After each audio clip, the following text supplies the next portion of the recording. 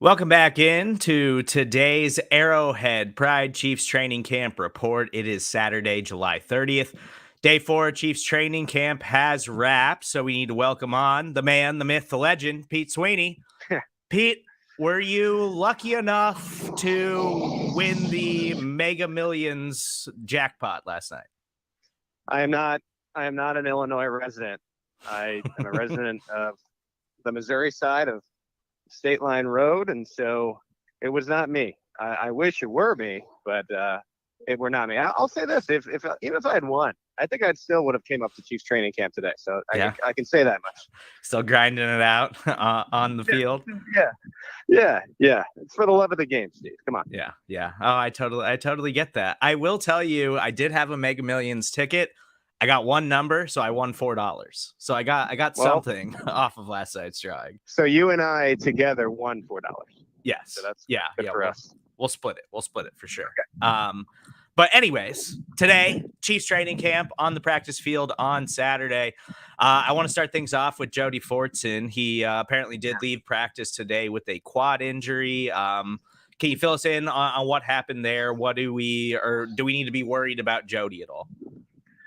Well, it's not good news, right?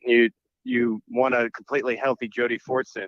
He left the practice field, but was on the front of what was the golf cart, which is usually a better sign than being on the back, but he did leave the premises. So you wonder, okay, how much time is this going to take? I'm wondering if we have an update a little bit later. The Chiefs have said it's a quad issue. We'll find out more on Monday. Not good, right? We want to see a healthy Jody Fortson. He's been looking like he looked before the Achilles injury. You're happy that it was a quad and not a knee if you're looking for any good news, but it's just a wait and see at this point. We don't really know a lot. Yeah, hopefully we get a better update from the Chiefs come Monday. They are off tomorrow, so right. I think it's a day of needed rest for everybody right now after the grind of training camp. But hopefully Jody gets back on the field soon. And just worth noting, because I know people will wonder this, if he is truly hurt a little bit here, he can't go in the PUP. You need to do that before training camp begins, and so this would be just an injured list situation. So wait and see on Jody, and hopefully it's good news that we get on Monday. So on a more positive note, I do want to ask you about Chiefs rookie wide receiver Skyy Moore, who continues to impress. You had very high praise for him on Twitter, and it seems like everybody kind of consensus is just like Skyy Moore just keeps getting better every day on the practice field. Yeah, it's been pretty incredible to see what's happened with Moore. I had come into training camp just from a sheer numbers standpoint. They have a lot of veteran pass catchers. I thought that Moore might be a year away from being a true contributor on this team. We don't know in their contract years if Hardman or Juju will return. When you talk about the number of pass catchers on this team, you would think, okay, in 2023, he'll have more of an opportunity with them not presumably on the team or one of them not on the team. But, I mean, he's making the case. We talked about that catch yesterday that I felt like unlocked Moore, and he found comfort in practice, and he only built upon it in today's look. And so now I'm really starting to think this could be a sneaky little player for the Chiefs that actually contributes this year. And you're left wondering, well, who does he take? What would be those targets from, those yards from? And I think McCole Hardman has had a quieter camp. There's been a number of drops that he has had, and it's very early. The pads don't come on until Monday, so we're looking forward to that. But I think if there were someone that you were going to switch out, maybe Moore goes ahead of the veteran and Hardman, which wouldn't be good for Hardman considering that he is also on this contract season. So I like what I've seen from Skyy Moore, and I'm starting to think, okay, maybe he could be one of these guys who, as a rookie, really has a nice season. Yeah, if you're a fantasy player, target Skyy Moore in your drafts. I love Skyy Moore's skill set. I think he's going to be an important part of the offense. And I know Andy Reid doesn't love, fully deploying rookie wide receivers, but I think Skyy Moore is going to be a really important player for this offense in the upcoming season. I completely agree, Steve. And not to cut you off, but both of these coordinators, Andy Reid is the head coach, but he's the unofficial offensive coordinator along with Eric Bieniemy, and same thing with defensive coordinator Steve Spagnuolo. They like to lean on veterans early until the rookie makes a case that is just impossible to argue with. And Skyy Moore is starting to put that together even early here in camp, earlier than I thought he would, way earlier than I thought he would. And so it's a good development up here when it comes to the rookie. I absolutely love it. Let's go, Sky. Let's go. I need to draft Skyy Moore everywhere. I also want to ask you about the Chiefs running back battle. Yeah. Isaiah Pacheco apparently was mixed in with the ones a little bit today, but our guy Ron Kopp was out on the field as well, and he mentioned Clyde Edwards-Helaire getting involved a little bit in the passing game. So what have you seen from that backfield so far? Well, what was interesting, and I think I saw it in a Ron tweet, and he highlighted it, is the fact that Isaiah Pacheco was mixing with the ones along with Clyde Edwards-Helaire and what was Jerick McKinnon, but Ronald Jones has been with the second team. And I posed a question in our first 53-man projection: how is this running back room going to shake out? And I just wonder if there's a sneaky battle between Ron Jones and what would be Jerick McKinnon, because you just have so many talented skill players on this team. You got to make room somewhere. And we saw the Chiefs sign a veteran in Carlos Hyde just a few years ago, only to flip him to the Houston Texans. And I think he ended up having a 1,000-yard season. So I don't think these guys get cut, but I wonder if they do, maybe after the preseason, move a Jones and trade him, which would be an unfortunate circumstance. Like, I remember Carlos Hyde was caught off guard by it. But as you build this roster, I've said it before and I'll say it again. I think Clyde Edwards-Helaire and Isaiah Pacheco are locks. I think if you talk about cutting down that room, it's going to be Ron Jones or Jerick McKinnon that goes. And I tend to think they favor McKinnon because of what he was able to do last year and his knowledge of the offense. So I wonder if there's a Carlos Hyde 6th round-ish type trade in Ronald Jones's future.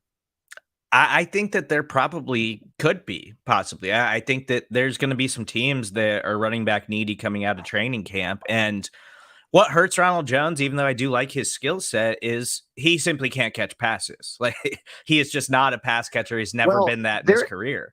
Yeah, there's a lot there too. And it's just a numbers game. And if Pacheco is showing that he, is the part, and we know that Brett Veach was very, very high on Pacheco, you're looking more into that room, and it's just crowded because you have Derek Gore, who I know is a player that a lot of fans like, and there's also Jerry and Ely, who is this combination running back, wide receiver, and so you could have two running backs presumably on the practice squad. And if Ronald Jones is worth a day 3 pick and you don't really need him, I don't know. I just foresee maybe there's a trade that we saw with Hyde in the future there. Yeah, I need to get up to St. Joe. I really want to see Isaiah Pacheco on the practice field. Yeah, he looks good. He looks very good. Yeah, I'm excited about him. I think that he's got real potential to be a huge draft steal for the Kansas City Chiefs. I want to ask you about the offensive line. That rotation that Andy Reid promised us, it seems like we finally saw some of that on Saturday.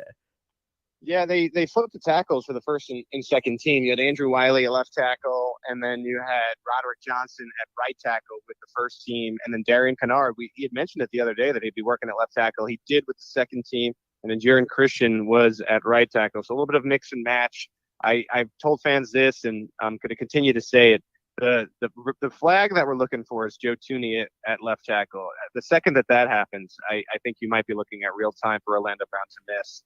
And the team looks pretty good. I mean, we'll see how they look in pads on Monday. But I talked to Andy Reid about Roderick Johnson yesterday after the presser, and Andy's high on him. He says, you can go play and go win with Roderick Johnson. So if Brown wants to play for the Chiefs this year, man, I think it'd be better for him to show up sooner rather than later. I think there would be a certain point where the Chiefs are just going to continue to have this ship, continue to sail forward. And it seems like they're okay right now with Johnson there. And they're obviously working out a number of tackles at that position. So see what happens. It's a very weird situation when it comes to Brown, just not up here yet. And so Roderick Johnson continues to take advantage of those opportunities.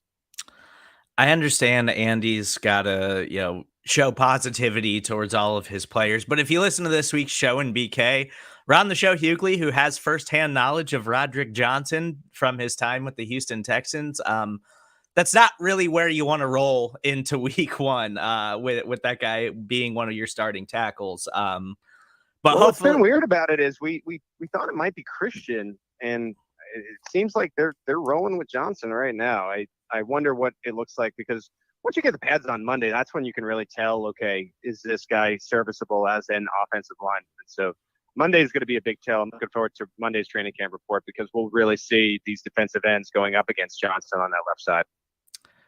Yeah, well, we'll see how it shakes out, and hopefully, I would really like to see Darian Kennard continue to work into the rotation there. I want to ask you about Frank Clark before we get out of here.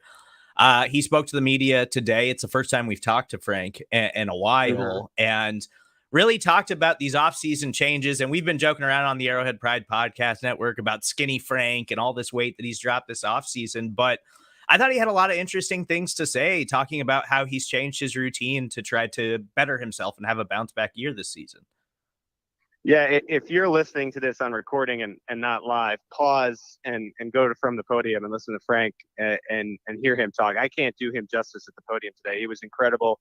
And if you're an anti-Frank Chiefs fan, and I know there's a lot of you, he might win you back with his press conference. He gave up liquor and alcohol. It seemed like this offseason he's cut some weight. And though he is skinny, he says he feels a lot better. He's no longer having those stomach issues that he sometimes has. And we've seen during the season that cost him a couple games during the 1 year.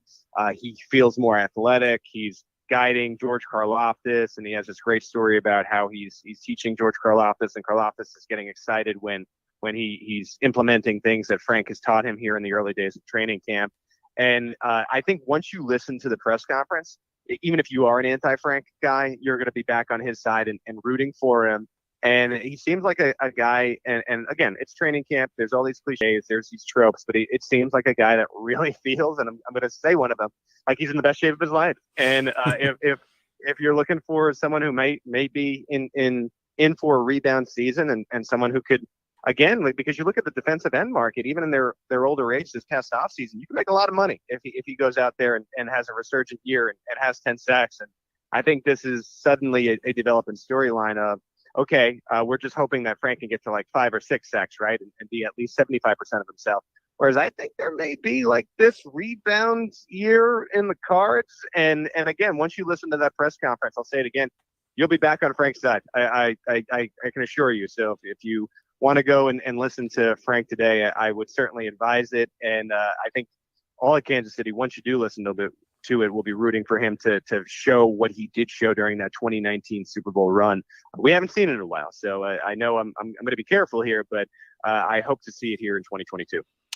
Yeah, I've been hard on Frank this offseason, but you can find that press conference on the Arrowhead Pride Podcast Network from the podium. It's available for you now. He was fantastic. Like, while I was listening to the press conference, I'm right there with you, Pete. He totally won me over, and I was like, man, Frank got me going. Like, Frank got me juiced up today. He will win you back, I guarantee you. I mean, if you want to be this anti-Frank guy and make the wisecracks at the tailgate, I'm not going to blame you for that. He hasn't really been that player in a couple of years. But I'm telling you, this press conference made me think, okay, maybe some fans will hear this and be back on the side of the Sharks. So we'll see how it goes here. Yeah, he was absolutely fantastic. So again, you find that on From the Podium on the Arrowhead Pride Podcast Network. Please make sure you subscribe, rate, and review everything that we're doing over here. Please make sure you follow Pete on Twitter at PG Sweeney. Check out all of his world-class training camp coverage and everything that we're doing over at Arrowhead Pride. Thank you guys for listening. Chiefs are off tomorrow. We will talk to you guys again on Monday for day 5 of Chiefs training camp.